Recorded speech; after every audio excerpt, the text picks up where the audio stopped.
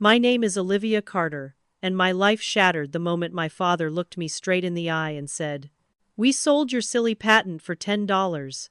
Imagine pouring your entire soul into something, sacrificing your teenage years, your college years, every hour of sleep, every ounce of energy you had, only to hear the people who were supposed to protect you treat it like it was nothing more than a child's toy." That was my reality. One dinner, one sentence, and suddenly, everything I had built was gone. Sit back, relax, and stay with me until the very end of this story. 3 years later, that very same technology was valued at $1 billion. A billion. And the parents who once called my work computer doodling now call my phone every week, begging for shares in the company I rebuilt from the ashes of their betrayal. They act as if nothing happened, as if I should simply forget that they took my future and sold it off like a yard sale trinket. Have you ever been betrayed so deeply by the people you trusted most that you questioned whether you could ever stand again? Leave your answer in the comments. I want to hear your stories, because trust me, you are not alone. And if you've ever been underestimated, hit that like button, subscribe, and share this with someone who needs to be reminded that betrayal doesn't have to be the end of your story. That night in Chicago, I remember the silence at the dinner table. My brother Ryan sat across from me, clueless, while my mother rearranged food on her plate as if avoiding my eyes would make the truth less cruel. And my father, calm, casual, as if he had just informed me about the weather, told me he'd given away the one thing I thought no one could ever take from me. The algorithm that had kept me up for countless nights at MIT. The code that could change the way we use renewable energy. The idea that had won competitions and attracted investors. Gone. Signed away for a mere fraction of its worth, for Ryan's wedding, for their pride, for their convenience. I couldn't breathe. My vision blurred as I realized the very people who had dismissed me my entire life had finally proven their point. In their eyes, I would never matter as much as my brother, his sports trophies, or their social standing. They didn't see my years of work, my brilliance, or my potential. They saw silly lines of code and a convenient way to cover their expenses. What I didn't know at that moment was that this betrayal, as gut-wrenching as it was, would become the turning point of my life. I would lose everything, spiral into the darkest chapter I had ever faced, and then, somehow, claw my way back into the light. This wasn't just about a stolen patent, it was about discovering who I was without their approval, and who I could become when I finally stopped needing it. That Thanksgiving was the night I walked away from my parents forever, but it was also the beginning of a journey I never could have predicted. And to understand how I got there, I need to take you back to where it all started, my childhood in the suburbs of Chicago. When I think back to my childhood in Chicago, what stands out isn't the laughter or the warmth of family dinners, but the quiet, persistent ache of being invisible. I grew up in a brick house on a tree-lined street, where neighbors waved to each other on weekends, where kids rode bikes until the streetlights came on. To the outside world, we looked like the perfect suburban family. My father was a sales manager for a furniture company, my mother an administrative assistant who volunteered at church events, and my brother Ryan, the golden boy everyone admired. And then there was me, Olivia, the strange child who would rather take apart the VCR than play dolls with the girls down the street. I didn't realize how different I was until I noticed how people's faces changed when they talked about me compared to Ryan. When Ryan won a football game, neighbors congratulated my parents at the grocery store. They smiled, they nodded, they bragged.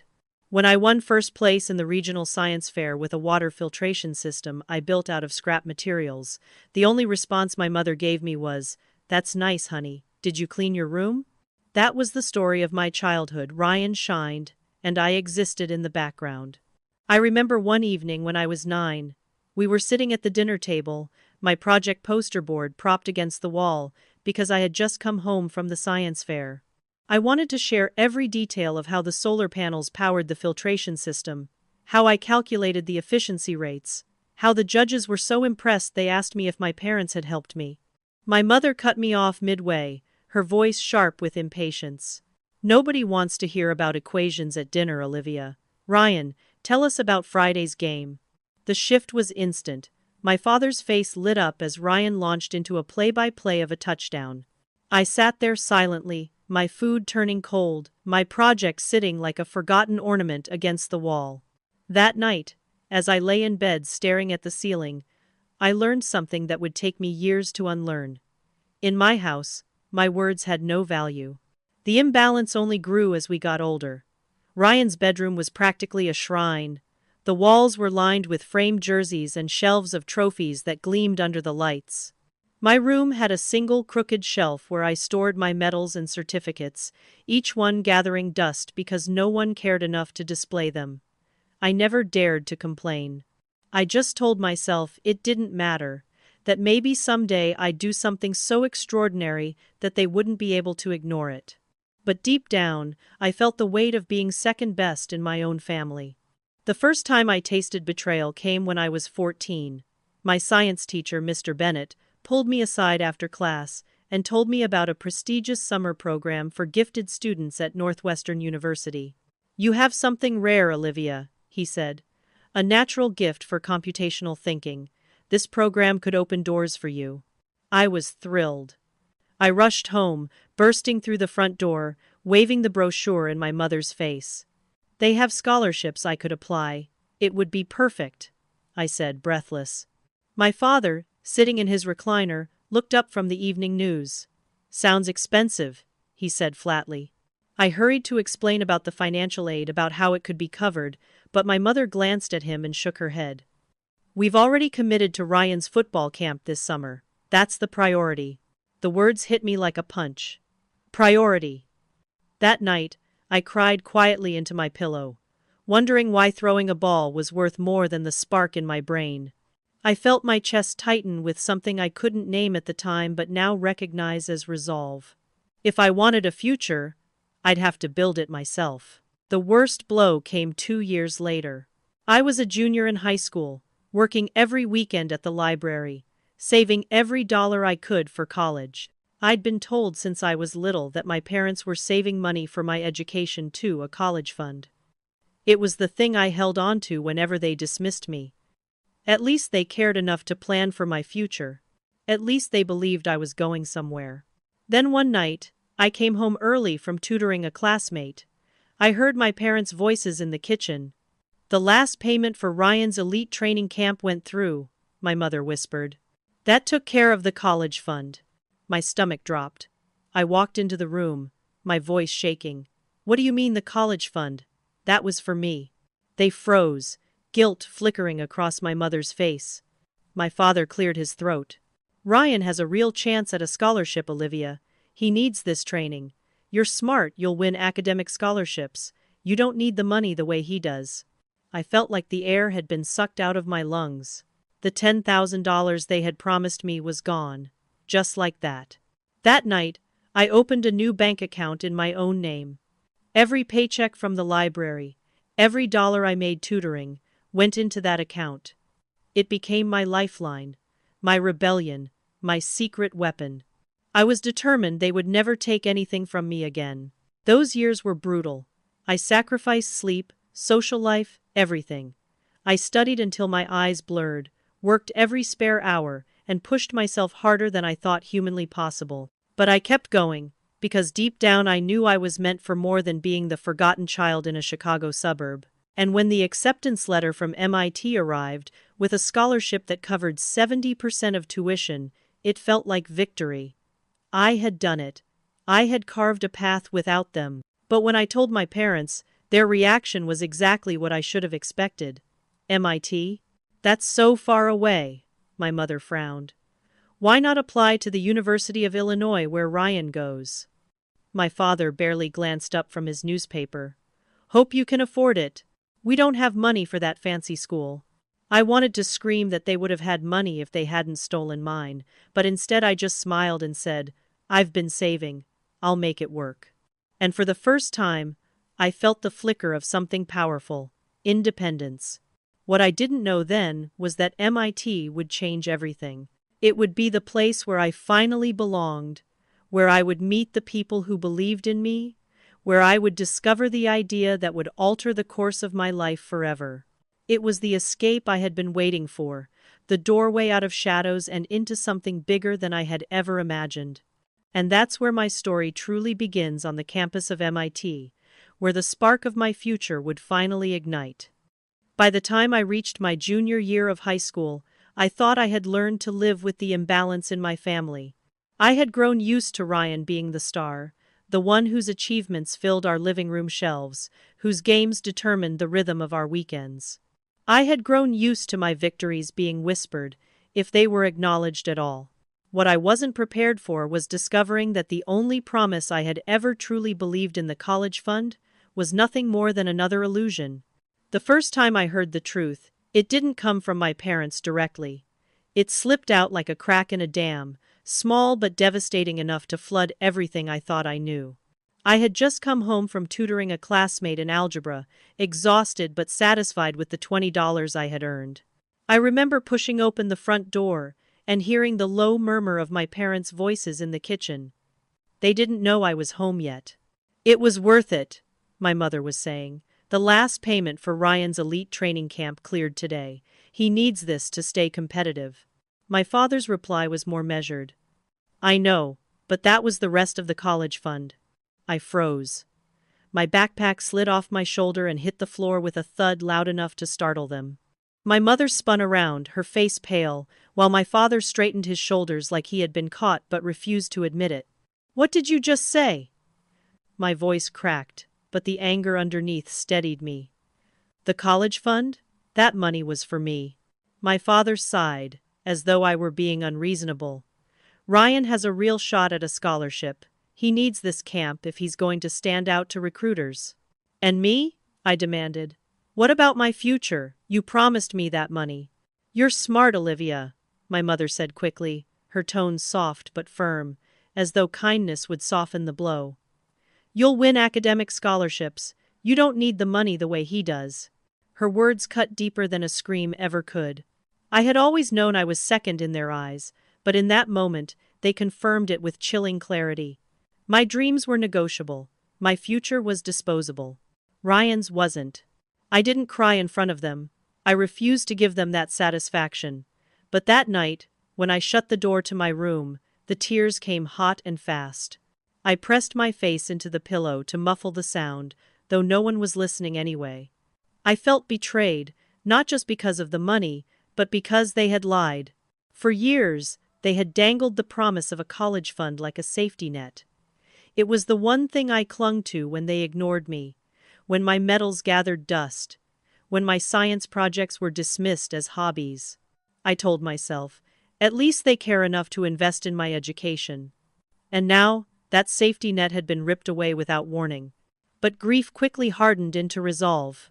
If they weren't going to invest in me, I would invest in myself. The very next day, I marched to the local bank and opened an account in my name only. I remember the banker, a kind older woman with glasses perched on her nose, asking me if I wanted my parents listed on the account. "No," I said sharply. "Just me." Every paycheck from my job at the library went into that account. Every dollar I made from tutoring classmates in math and science joined it. I even babysat on weekends, though I hated it, because money meant freedom. Money meant they couldn't take my future from me again. The next 2 years of high school became a blur of exhaustion and determination. I lived on 4 hours of sleep, studied during lunch breaks, and turned down every invitation to parties or dances. My classmates saw me as the quiet overachiever, the girl with her head always in a textbook. But they had no idea what fueled me. It wasn't ambition alone. It was survival. It was the knowledge that if I didn't fight for my future, no one else would.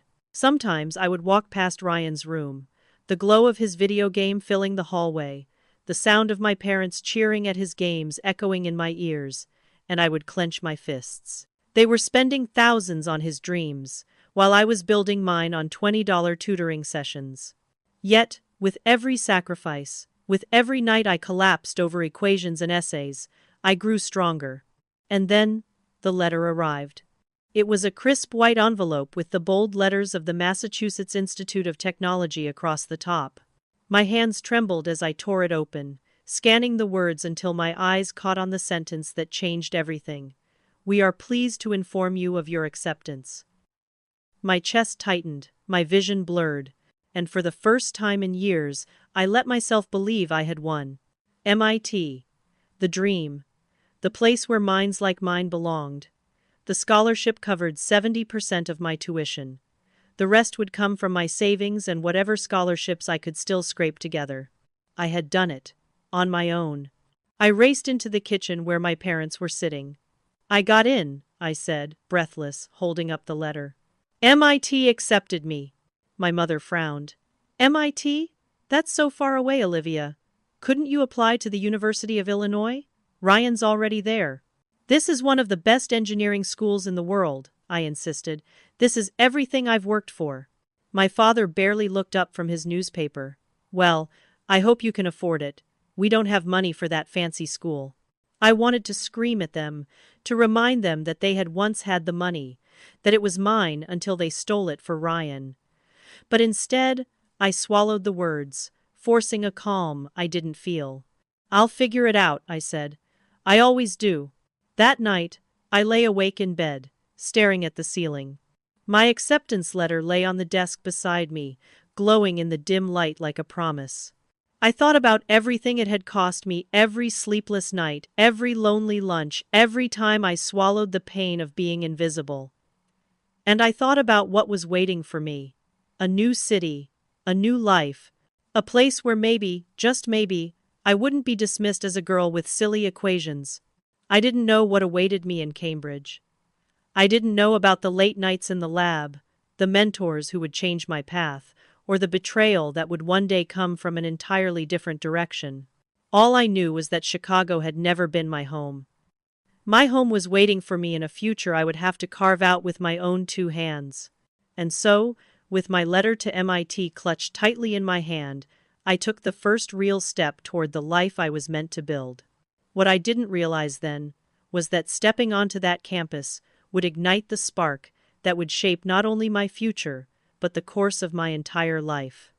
Arriving in Cambridge felt like stepping into another world. From the moment the cab pulled up in front of the MIT campus, I felt a rush of energy unlike anything I had known back in Chicago. The building seemed to hum with possibility, the students hurrying past with laptops slung across their shoulders, as if they were carrying the future in their bags. For the first time in my life, I wasn't the strange girl with her head buried in textbooks. Here, people like me weren't odd, they were everywhere. The first few weeks were overwhelming. My classes were brutal, my professors demanding, but I loved every second of it. I remember sitting in the lecture hall of my first computational modeling class, my notebook open, my heart pounding with excitement. The professor wrote a string of equations across the board, the kind of complex mathematics that had once set me apart from everyone else. Here, though, I wasn't an outlier. I was part of something bigger.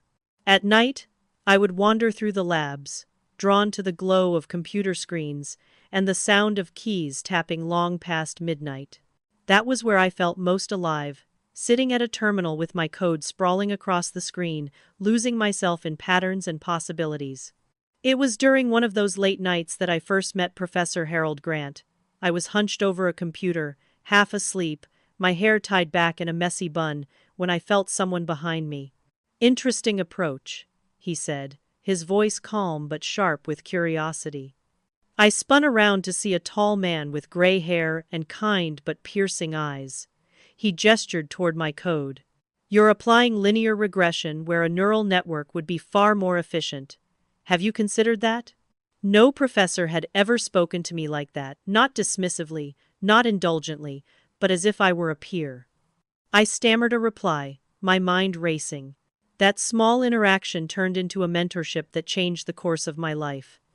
Every week after that, I met with Professor Grant. We'd sit in his office surrounded by books and whiteboards scrawled with equations, talking late into the evening about optimization problems, adaptive systems, and the future of renewable energy. He pushed me harder than anyone ever had, but he also believed in me in a way no adult in my life ever had before. Meanwhile, I was forming a friendship that would become just as important. My roommate, Maya Patel, was nothing like me on the surface. She studied business management, she loved fashion, she had an easy charm that drew people to her. Where I was awkward and intense, she was relaxed and sociable. And yet, she never once made me feel like a burden. She would listen patiently as I rambled about computational models she didn't fully understand, asking questions not to test me, but to show she cared. She became my balance, pulling me away from the computer long enough to eat, dragging me out to coffee shops when I'd been cooped up too long. But MIT wasn't free from pain. I learned quickly that betrayal has a way of following you, even when you think you've outrun it. During my sophomore year, I started dating a fellow computer science student named Ethan Reynolds. He was brilliant, charming, and for a little while, I thought I had finally found someone who understood both me and my work. We spent long nights studying together, coding side by side in the lab. For once, I felt less alone. That illusion shattered one evening. I had forgotten a notebook in the lab and went back late to retrieve it. As I walked in, I saw Ethan hunched over my workstation, a flash drive in his hand, my files open on his laptop. "What are you doing?" My voice shook, my heart hammering in my chest. He looked up, his face flushing red. "I was just trying to understand your methods. You're always so secretive." But I knew the truth. He wasn't studying my work, he was stealing it. The betrayal hit me like a wave. First my parents, now him. I had let myself believe he valued me, but he only valued what I could create. I whispered the words that ended everything between us. "Get out." After he left, I sat in the empty lab, staring at the glowing screen, fighting back tears.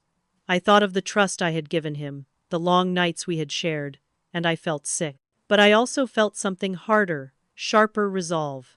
That night, I changed all my passwords. With Professor Grant's help, I moved my files to a secure server. I promised myself I would never again leave my work unprotected. The incident with Ethan hardened me, but it also validated the advice Professor Grant had been giving me for months. Protect your ideas. File patents. Guard your work as if it were gold, because in a way, it was. By my junior year, I was deep into an advanced course in computational modeling for environmental systems when everything clicked. We were discussing the inefficiencies of renewable energy distribution, how solar and wind power were often wasted because of inadequate storage and distribution systems. Professor Grant said something that stayed with me. The problem isn't generation, it's intelligent allocation across variable conditions. That night, I couldn't sleep. My mind kept racing with possibilities. At 3 in the morning, I sat at my desk, sketching flowcharts and equations, my hands shaking with excitement. What if there was a way to create an adaptive system that predicted energy needs and redistributed resources in real time? Not just a fixed model, but something that learned and adapted. For weeks I practically lived in the lab. Maya would bring me sandwiches, reminding me to eat, scolding me when she found me asleep at my keyboard. "You're going to burn out, Olivia," she warned. But I couldn't stop. I knew I was onto something big. And she wasn't wrong.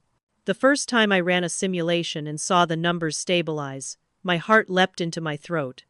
The model worked. The algorithm was learning, adapting, optimizing. I was holding in my hands the beginnings of something that could change how the world used renewable energy. In that moment, I felt something I had never felt before, not just pride, but power. My parents could dismiss me, Ethan could betray me, but none of that mattered here. Here, in this lab, with my code running and the possibilities unfolding before me, I was unstoppable. What I didn't know was that this discovery would set me on a collision course with everything I thought I understood about family, trust, and success. Because while my algorithm had the power to change the world, it also had the power to expose just how far those closest to me would go to claim what was never theirs. And that realization, though still years away, was already waiting for me in the shadows. The first time I realized my algorithm could become more than just a class project, I was sitting in Professor Grant's office, my laptop balanced on my knees, my fingers trembling as I showed him the early results. He leaned forward, adjusting his glasses, scanning the screen with a sharp focus that made me hold my breath. When he finally looked up, his eyes gleamed. This has commercial potential, Olivia. Not just academic value, real-world impact. Have you considered filing a patent? A patent. The word felt like a door cracking open to a place I hadn't dared imagine. Until that moment, I had been consumed by the thrill of solving the problem, by the late nights of coding, and the rush of seeing my simulations outperform expectations. The thought of protecting it, of building something tangible from my work, had barely crossed my mind. But his insistence planted a seed. With his guidance, I connected with MIT's legal aid program. It was intimidating at first, the endless paperwork, the technical jargon, the fear that somehow I was overstepping. Who was I to believe my work was worth protecting? But every time I faltered, Professor Grant reminded me, if you don't protect it, someone else will claim it. And I can promise you, Olivia, you don't want to learn that lesson the hard way. So, I did it. I filed my first patent application for an adaptive algorithm designed to optimize renewable energy distribution. The day I signed the final papers, I walked out of the office with a mix of pride and terror. It was the first time I had claimed my own brilliance as something worth defending. Around this time, Maya became more than just my roommate.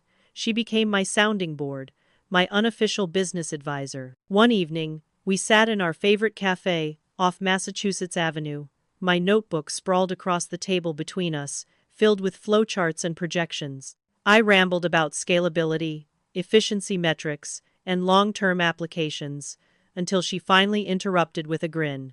Olivia, do you realize what you have here? This isn't just an idea, it's a company waiting to happen. The thought was terrifying. Me? Start a company? I was a coder, a scientist, not a CEO. But Maya leaned forward, her eyes sharp. You could hand this to a corporation, let them bury it in bureaucracy. Or you could build something of your own. Which sounds more like you? I didn't answer immediately, but in my chest, I knew. I had spent my whole life being overlooked, dismissed, undervalued. Handing my idea to someone else felt like repeating that same story. I wanted, for once, to be in control of my own future. And so, BrightGrid Technologies was born. The name came to me late one night in the lab, staring at the glow of the computer screen. Bright, because I wanted it to stand for clarity and innovation. Grid, because that was what we were reimagining the energy grid itself. Our tagline was simple but bold. Smarter energy for a sustainable future. We entered entrepreneurship competitions at MIT, Maya pitching alongside me with the kind of charisma I lacked. Against teams with flashier presentations and deeper pockets, we won not once, but twice, securing $10,000 in seed funding. Holding that oversized check in my hands, posing for photos under bright lights, I felt something shift. For the first time, other people were recognizing the value of what I had created. But the true test came at the MIT Innovation Showcase. I stood on a stage under the harsh glare of spotlights, my slides projected behind me, facing a panel of investors whose faces revealed nothing. My palms were slick with sweat, my voice shaking as I explained how BrightGrid's algorithm could cut energy waste, improve distribution efficiency, and save millions in costs. Every second felt like an eternity. And then it was over. The silence stretched, heavy and unbearable, until one of the panelists finally spoke. This is revolutionary. His name was Charles Whitman, a venture capitalist with a reputation for spotting unicorns before anyone else. After the showcase, he approached me, his handshake firm, his smile confident. This has billion-dollar potential, he said. Exactly the kind of breakthrough the energy sector needs. I want to be involved. Those words replayed in my mind for weeks. Billion-dollar potential. Me, the girl whose parents once called her work doodling, now standing in front of investors who saw value where my family had only seen inconvenience. That night, still buzzing with adrenaline, I did something I hadn't done in months. I called home. I thought, foolishly, that maybe this would be the moment they finally saw me. Maybe if they knew that investors were interested, that experts believed my algorithm could change the world, they would finally look at me with pride instead of indifference. "Mom, Dad," I said, unable to contain my excitement. "I started a company. Investors are interested in funding us. BrightGrid could be huge." There was a pause on the other end of the line. Then my mother's voice, flat and distracted. "That's nice, honey. But Ryan's wedding is coming up. Do you think your computer thing will start making money soon? We could really use some help with the costs." I felt the familiar sinking in my chest, that cold reminder of where I stood in their hierarchy. Even now, even with everything I had built, my achievements were filtered through the lens of Ryan's needs. I mumbled a goodbye and hung up before my voice cracked. When I told Maya what had happened, she put her hand over mine. "You don't need their approval, Olivia. You never did. Look around. Investors believe in you. Your mentor believes in you. I believe in you. That's what matters." She was right. But late at night, alone in my dorm room, I still found myself replaying that conversation, still aching for something I knew I would never get. Their approval. Their recognition. Despite that ache, BrightGrid was gaining momentum. We had early-stage investors circling, industry experts reaching out, articles in student publications praising our innovation. It should have been the happiest time of my life. And yet, a shadow hung over me, the sense that somehow, some way, it could all be taken away. And I wasn't wrong. Because the next time I went home, at Thanksgiving, I would discover that the very people I still longed to impress had already set in motion the betrayal that would shatter everything I had built. Going home for Thanksgiving that year felt like a gamble I wasn't sure I should take, but against my better judgment, I boarded the plane back to Chicago. It had been months since I'd seen my parents, and a small, stubborn part of me still clung to the hope that, if I could just show them what I was building, if I could just make them understand, maybe things would finally change.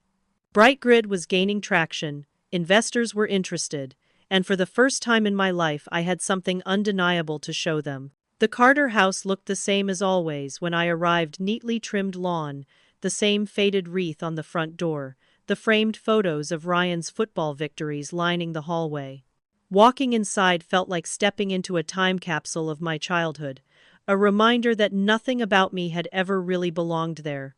My mother greeted me with a distracted hug, her arms stiff around me. "We've been so busy with wedding plans," she explained quickly, already glancing toward the stack of bridal magazines on the coffee table. "Ryan and Emily want a June ceremony at the country club. It's going to be beautiful." I smiled politely, though the sting was immediate. "That sounds nice. I was hoping we could talk about BrightGrid. I have some presentations I'd like to show you."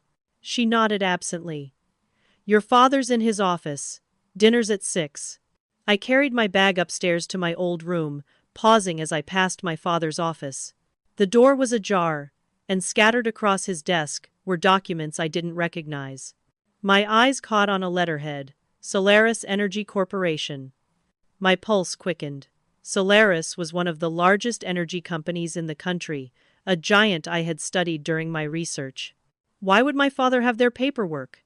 I stepped inside, scanning the pages, my stomach tightening as I tried to make sense of the words: acquisition, intellectual property, transfer of rights.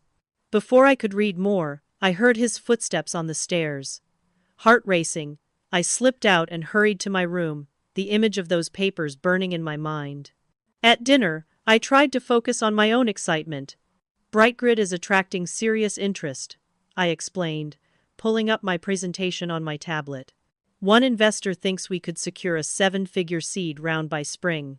This could be huge for clean energy.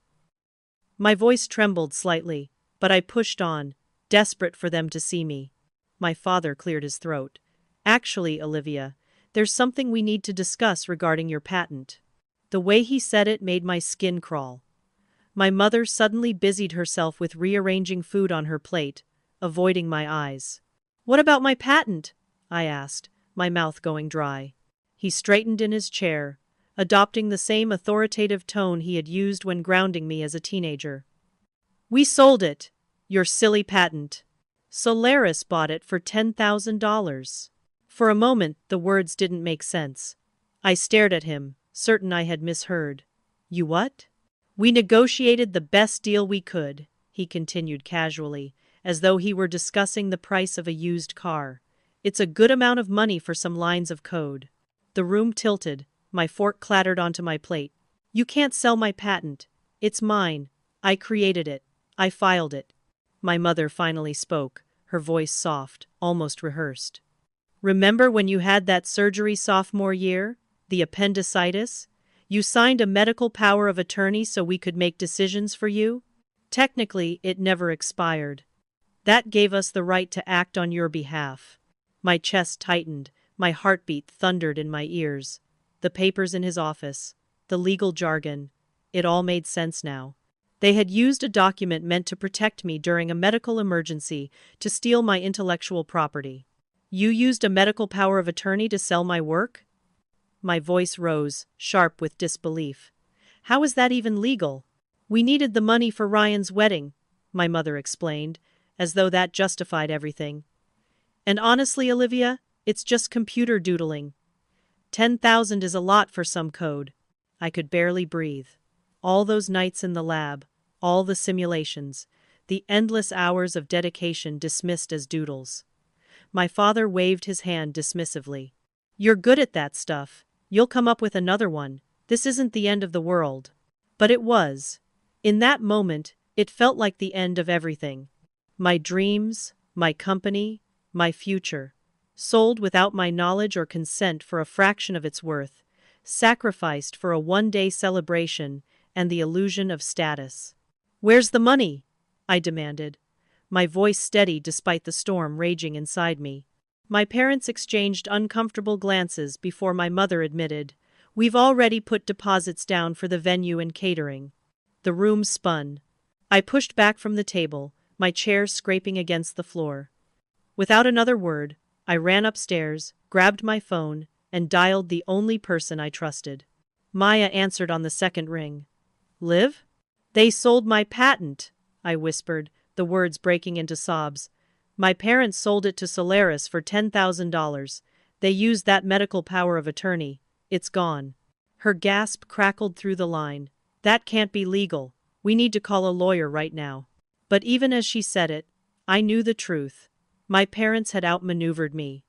They had found a way to strip me of the one thing that had finally made me feel like I was worth something. The next morning, while my parents prepared for Thanksgiving dinner as if nothing had happened, I sat in a sterile law office downtown, clutching the documents Maya had helped me retrieve. The attorney's expression grew darker the longer he read. Finally, he set them down with a sigh. The power of attorney is valid. It was originally intended for medical purposes, yes, but the language is broad enough that their transfer of your patent rights could hold up in court. Challenging it would be costly and time-consuming, with no guarantee of success. So I've lost everything, I whispered. You could fight it, he said carefully. But Solaris has deep pockets and an army of lawyers. I need you to be realistic. Realistic? The word tasted like ashes. I left the office in a daze, the city lights blurring through my tears. Back at my parents' house, the smell of turkey filled the air, laughter drifting from the kitchen. My mother looked up as I dragged my suitcase down the stairs. You're being dramatic, my father said when he saw me. It's just a patent. You'll come up with something else. I stopped at the door, my hand on the knob. You had no right, I told him, my voice breaking but firm. You've taken the one thing that was truly mine. We're your parents, my mother replied. We know what's best. I walked out without looking back.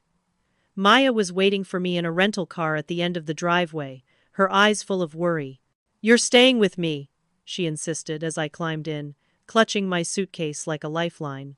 As we pulled away, the Carter house shrank behind us, and with it, the last fragile illusion that my parents would ever value me for who I was. But the true weight of their betrayal hadn't even begun to sink in. Because the loss of my patent wasn't just the theft of my work, it was the collapse of BrightGrid itself, and with it, every dream I had built from the ground up. And what came next would take me further into darkness than I had ever imagined.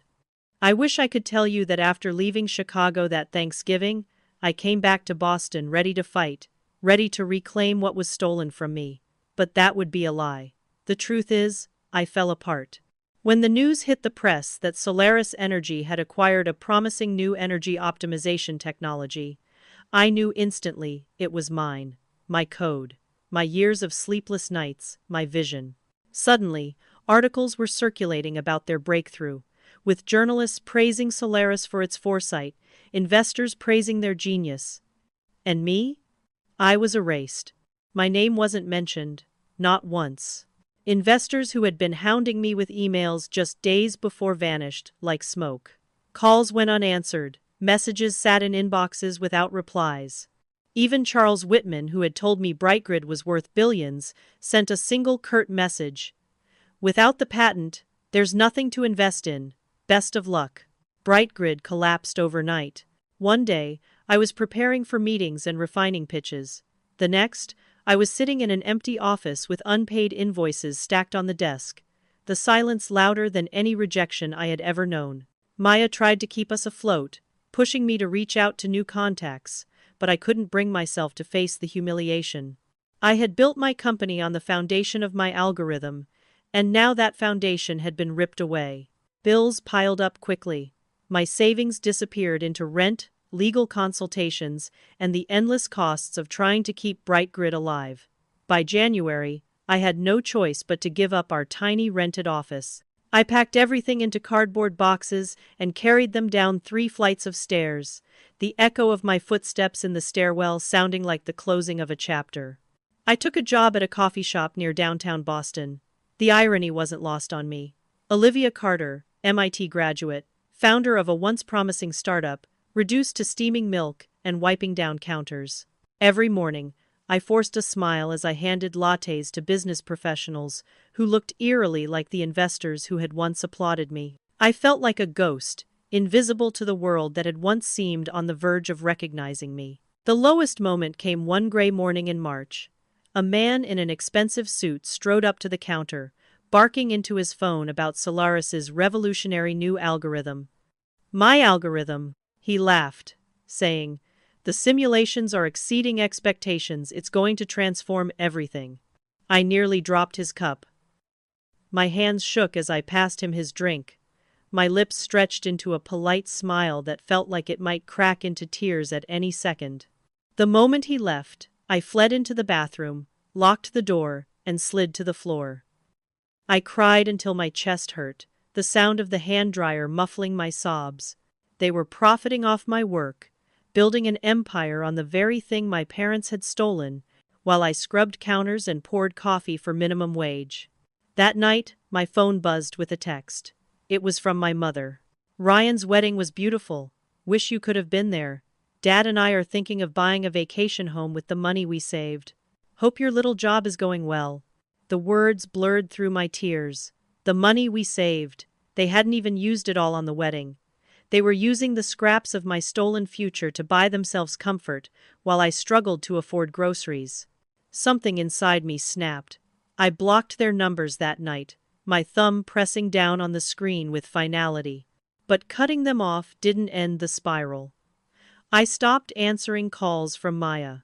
I stopped showing up to therapy appointments she had begged me to make. My days blurred into one another, waking up in a haze, dragging myself to the coffee shop, collapsing into bed at night with the weight of failure pressing down on me.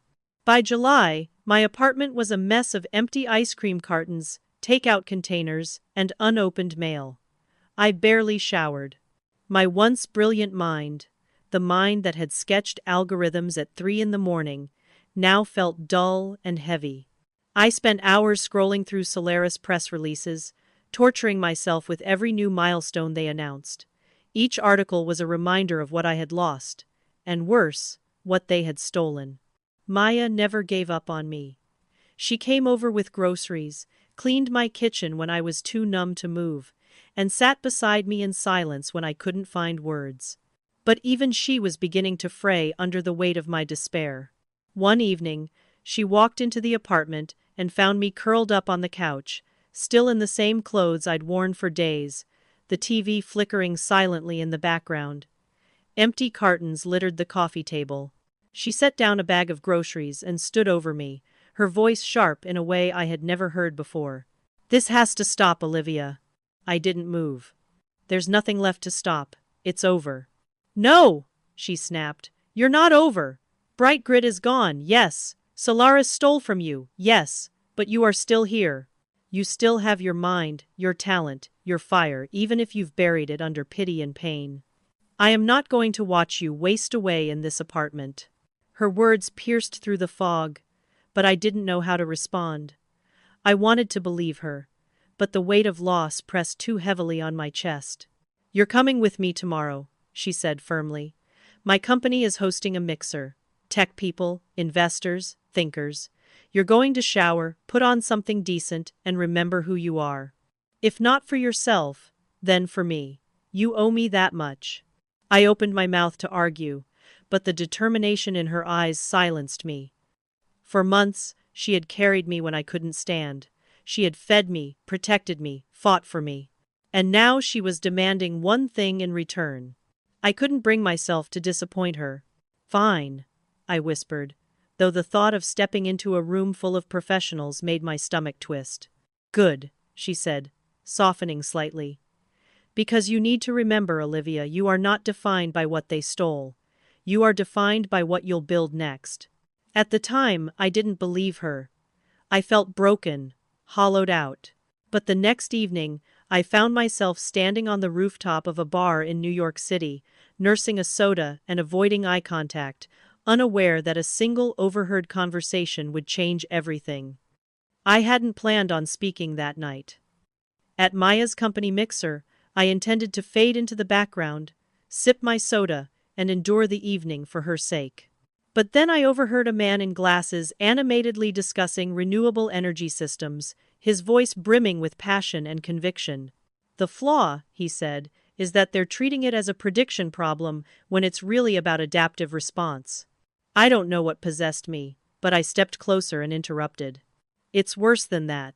They're using linear regression models to map nonlinear phenomena. Energy consumption isn't a neat curve, it's chaos. And chaos needs adaptive mathematics. The group turned toward me. The man studied me with a spark of recognition. Exactly right, he said. I'm David Whitaker, founder of Next Horizon Technologies. And you are? Olivia Carter, I said, hesitating. His eyes widened slightly. Not the Olivia Carter who published the paper on adaptive neural algorithms? That's me. My voice was quiet, almost apologetic, but for the first time in months, I felt a flicker of pride. Your work is brilliant, he said. What are you working on now? The question stung like salt in an open wound. I faltered, but before I could stumble through an excuse, Maya stepped in smoothly. She's between projects, but exploring new applications for her expertise. David handed me his card. I'd love to talk more. Call me. That night, lying in bed, I stared at his business card until the ink blurred through my tears. I didn't believe I had anything left to give. But some quiet part of me, the part that hadn't been completely destroyed, whispered, maybe this is the second chance you've been waiting for. The following week, I walked into the offices of Next Horizon Technologies. Unlike the sterile corporate halls of Solaris, this place buzzed with energy and creativity. Engineers sketched diagrams on whiteboards. Designers clustered around prototypes. There was laughter, debate, the hum of possibility. David gave me a tour himself, his enthusiasm contagious. He didn't waste time. In his office, he leaned forward and said, I know about what happened with Solaris. Everyone in the tech world does. But here's what I believe. Solaris may have bought your patent, but they didn't buy you. What you carry in your mind is worth far more than any document they stole. I'd like you to join us. I stared at him, torn between disbelief and the fear of being hurt again. I don't know if I'm ready.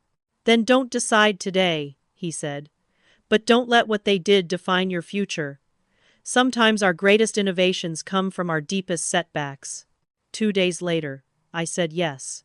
At first, I threw myself into the projects already underway at Next Horizon, refining their renewable forecasting systems, optimizing grid efficiency. It was safe, structured work, and for a while, that was all I could handle. But late at night, when most of the team had gone home, I found myself sketching new ideas in the margins of my notebook. Thoughts I had pushed aside during the BrightGrid years came flooding back. What if I could design not just an optimization algorithm, but a holistic, adaptive ecosystem, something that integrated production, storage, and consumption seamlessly, learning in real time? The idea consumed me. Soon, I was staying after hours, hunched over a whiteboard, equations sprawling into tangled webs of possibility. I called it Project Phoenix because it was born from ashes, from the destruction of everything I had lost. At first it was just me, but David noticed my late nights and offered his support. "If you need a team, build one," he said. "You have our trust." Slowly, I pulled in a few colleagues I trusted most, people who shared my vision and believed in the impossible. Together, we built and tested, failing more times than I can count. But with every failure, the system grew stronger. 6 months later, we had a working prototype. When we ran the simulations and saw it outperform my original algorithm by 300%, I nearly collapsed from the shock. Tears blurred my vision as I watched the numbers climb. This wasn't just an improvement, it was a revolution. We presented it to David, and I'll never forget his face. He leaned back in his chair, his voice quiet but certain. "Olivia, this isn't just software. This is the foundation for an entirely new energy infrastructure." For the first time since the betrayal, I felt hope surge through me. But this time, I wasn't naive. I refused to let history repeat itself. With Next Horizon's legal team, I filed patents covering not just the implementation, but the underlying concepts, layer after layer of protection, a fortress around my creation. Nobody would steal this from me. The more we refined Project Phoenix, the more I realized it couldn't just be another initiative within Next Horizon. It was too big, too transformative. David must have seen it too, because one evening, after a long day in the lab, he sat me down. "I think Phoenix should be its own company," he said. "With you as the founder and CEO. Next Horizon will be your first investor and your first customer. This deserves to stand on its own." I stared at him, speechless. "You'd help me build a company that could overshadow your own?" He smiled. "Not overshadow, compliment. The world needs this technology, and you deserve to lead it. Next Horizon will stand beside you." That night, I called Maya. When I told her, she screamed so loudly I had to hold the phone away from my ear. "Olivia, this is it! This is the moment you rise again. I always knew you would." As I sat in the quiet of my apartment afterward, the city lights flickering through the window, I felt something I hadn't felt in years. Possibility. I wasn't just surviving anymore. I was building again, stronger, wiser, with scars that had reshaped me into someone who no longer needed approval to keep going. And yet, I also knew one thing for certain: if Phoenix soared the way I believed it could, Solaris would come for me. They wouldn't let me escape their shadow without a fight. And that fight was coming faster than I could imagine. The letter arrived on a gray Monday morning, thick and heavy with the weight of everything I feared. I had been bracing for it for months, ever since the first whispers of Project Phoenix began to ripple through the clean energy sector. Still, when I slid open the envelope and read the bold words at the top, CEASE and desist, my stomach dropped. Solaris was coming for me. The letter accused me of infringing on intellectual property they claimed to own. They said Phoenix was nothing more than a variation of the algorithm they had purchased from my parents, that I was recycling stolen code under a new name.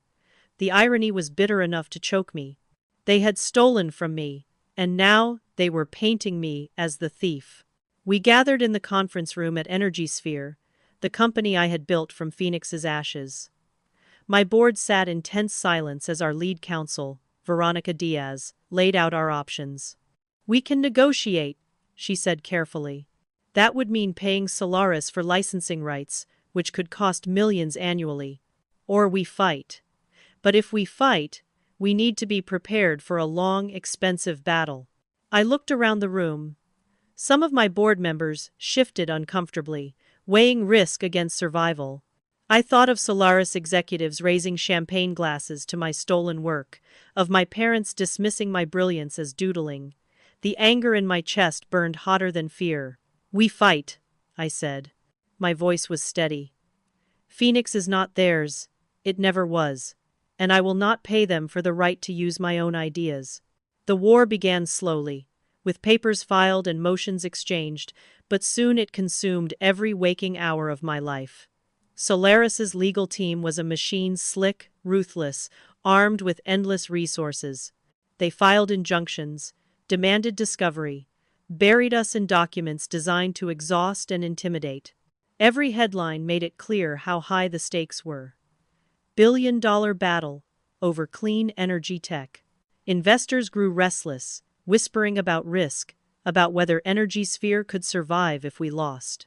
The courtroom itself was a theater, and Solaris knew how to perform. Their lead attorney, a sharp-tongued man with a voice like steel, painted me as reckless and opportunistic. He described Phoenix as a direct evolution of technology that rightfully belongs to Solaris.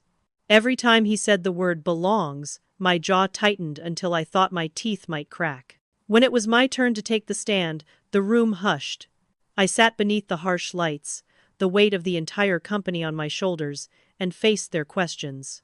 "Miss Carter," their attorney began, pacing in front of me, "isn't it true that you began developing Project Phoenix immediately after losing the rights to your original patent?" "Yes," I answered. My voice didn't waver. "So you admit there's a direct connection between the two technologies?" I leaned forward, meeting his gaze. "There's a connection between losing a child's teddy bear and buying them a new one. That doesn't make them the same teddy bear. Phoenix is not an evolution of the stolen algorithm. It's a reinvention, a completely new approach, born out of necessity." For a moment, the courtroom was silent. Then murmurs rippled through the gallery. Our strategy was simple. Show the distinctions between Phoenix and the stolen patent so clearly that even a layperson could see the difference. My team and I spent nights preparing diagrams, simulations, and expert testimony. We walked the judge through the architecture of Phoenix, explaining how it integrated production, storage, and consumption into one adaptive system, a concept the original algorithm never even touched. The hearings stretched on for months. I lived out of hotel rooms near the courthouse, surviving on bad coffee and adrenaline. Some nights, I would collapse into bed and wonder if I had made a terrible mistake, if I had doomed Energy Sphere by daring to challenge a giant like Solaris. But every morning, I rose again, fueled by the knowledge that if I surrendered, they would own me forever. The climax came in the final week of testimony. Solaris's attorney leaned in with his last strike. "Miss Carter, be honest with us. Would you have created Project Phoenix if you hadn't lost your first patent?" I paused. The room seemed to hold its breath. "No," I admitted. "I wouldn't have." A triumphant smile spread across his face. "So you admit." "But—" I cut him off, my voice rising with a force I hadn't planned. "That doesn't make Phoenix theirs." Losing my first algorithm forced me to think differently, to push further, to build something I never would have dared imagine. Phoenix exists because of the loss, yes. But it is not a continuation. It is a transformation. Sometimes, the greatest innovations are born from the ashes of what we lose. And Solaris will never own that. The courtroom buzzed with energy. I saw the judge lean back, thoughtful, her eyes fixed on me. For the first time, I felt hope. 2 weeks later, the ruling came. I sat in the front row, hands clasped so tightly my knuckles turned white, as the judge read her decision. The court finds that Energy Sphere's Project Phoenix constitutes a novel and distinct innovation. While both technologies address energy optimization, they do so through fundamentally different technical approaches. Therefore, Energy Sphere is not in violation of Solaris's patent rights. The words washed over me like sunlight breaking through a storm. I exhaled, trembling, as relief and vindication coursed through me. Around me, my team erupted in quiet celebration, tears streaming down faces that had been hardened by months of battle. But I didn't smile right away. I sat there, letting the weight of the moment sink in. Solaris had tried to bury me, to rewrite history, to claim the very core of who I was, and I had stood up to them and won. That victory changed everything. Investors who had wavered came rushing back. Funding offers flooded in. Articles hailed Phoenix as not only a technological triumph but also a symbol of resilience. The innovator who beat Solaris. For the first time, my name wasn't a footnote, it was the headline. Yet, even as we celebrated, I knew this wasn't the end. Solaris wasn't finished with me, and neither were my parents, who had begun circling again now that success was undeniable. Winning in court had secured my technology, but it had also reignited the greed and betrayal I thought I had left behind. And soon, I would be forced to confront them face to face. Standing on the balcony of Energy Sphere's headquarters, overlooking the city lights that shimmered like a grid of possibility, I thought about how far I had come. From the girl who once cried quietly in her childhood bedroom because her parents dismissed her dreams, to the woman who stood in court against a corporation determined to erase her, I had lived through betrayals that nearly broke me. Yet, those same betrayals became the fire that forged me into who I am today. For years, I believed my worth depended on the approval of others, my parents, investors, even peers, who questioned whether I truly belonged. Losing my patent, my first company, and nearly my sense of self forced me to confront the truth. Value isn't something others grant you. It's something you claim for yourself, even when no one else sees it yet. That's the legacy I've chosen to build beyond betrayal. Energy Sphere isn't just about technology or profits. It's about creating a world where innovation thrives, where the next Olivia Carter doesn't have to beg for permission to dream. That's why I founded a scholarship and mentorship program for young innovators, because brilliance shouldn't be silenced by circumstance or dismissed as silly doodles. I want to be the mentor I once longed for. The voice that says, "I see you, you matter, keep going." And personally, I've learned that forgiveness doesn't always mean reconciliation. I never rebuilt my relationship with my parents, and maybe I never will. But I've forgiven myself for craving their approval for so long, for doubting my own voice, for believing I was less than I am. Healing doesn't come from rewriting the past. It comes from deciding that the past no longer dictates the future. If you take anything from my story, let it be this: setbacks are not the end. They are invitations to begin again, wiser and stronger. Protect your dreams, yes, but also trust them enough to keep creating even when others can't see their value. Sometimes, the very thing meant to destroy you becomes the reason you rise higher than you ever thought possible. If my journey has resonated with you, please like this video, share it with someone who might need the reminder, and subscribe for more stories of resilience and transformation. I'd love to hear from you. Tell me in the comments, have you ever turned betrayal or failure into the fuel for your greatest success?